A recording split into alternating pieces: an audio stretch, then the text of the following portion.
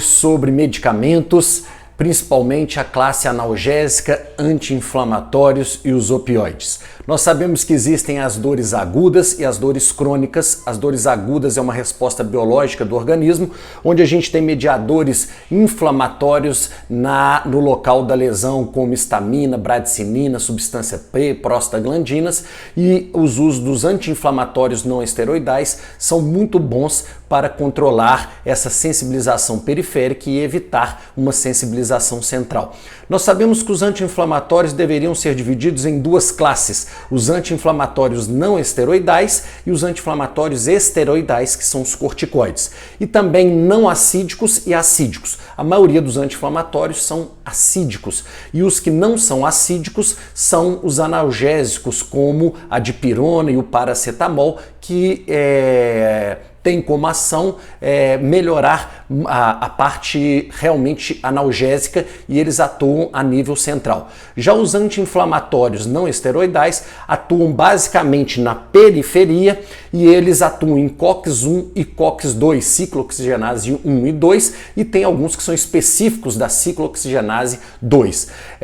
Os que atuam em COX-1 e COX-2 têm como efeitos colaterais problemas renais e gastrointestinais. Então, pacientes que têm problemas renais, úlceras, que têm gastrite, não deveriam usar essa classe de anti-inflamatório.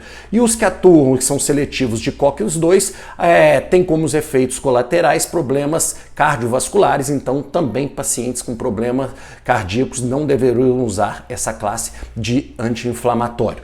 Nós sabemos também que existem os analgésicos puros, que a gente tem hoje no Brasil, o Viminol. Ele não é um opioide, mas ele tem uma ação a nível central, com poucos efeitos colaterais e um efeito potente analgésico, e ele gosta um pouquinho dos receptores opioides, mas não é um opioide. Ele é um analgésico puro, que é o Dividol de 70 miligramas. Ele pode ser usado sozinho, ou em casos onde você quer uma potência analgésica maior, a gente pode associar o paracetamol. Lembre-se que o paracetamol é um analgésico, é um anti-inflamatório não acídico, mas que é bastante hepatotóxico. Então, tanto o paracetamol não deve ser usado por muito tempo, como a dipirona também tem muitos efeitos colaterais, que um deles é a granulocitose, que pode ser fatal. Então a gente deve saber se os pacientes são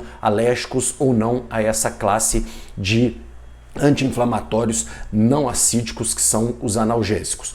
Quanto aos corticoides, que a gente sabe que atuam em cortisol, basicamente nas prostaglandinas e leucotrienos, nós temos como uso deles em DTM, basicamente em casos de doenças articulares degenerativas ou osteoartrites, ou então inflamações na articulação ou no músculo, e muitas vezes de difícil controle. Nós usamos a metilprednisolona em casos de pacientes adultos e a triancinolona em casos de crianças e em casos de jovens.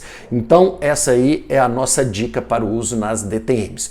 E por último, os opioides devem ser usados quando o paciente não pode usar anti-inflamatório por algum desses riscos que eu disse, gastrointestinais e até mesmo renais ou cardiovasculares. E aí a opção para dores que são dores de moderadas a dores potentes, os opioides, eles são umas classes de analgésicos que devem ser indicados. Nós sabemos que o opioide atua tanto a nível central, em todas as partes centrais, como ele tem uma ação também periférica. O grande problema dos opioides são os efeitos colaterais, que nós sabemos que os opioides dão depressão respiratória, os opioides eles causam náusea, vômito, sudorese, e o grande problema dos opioides é a dependência. Então é uma classe que nós sabemos que atuam em canais de cálcio, impedindo o influxo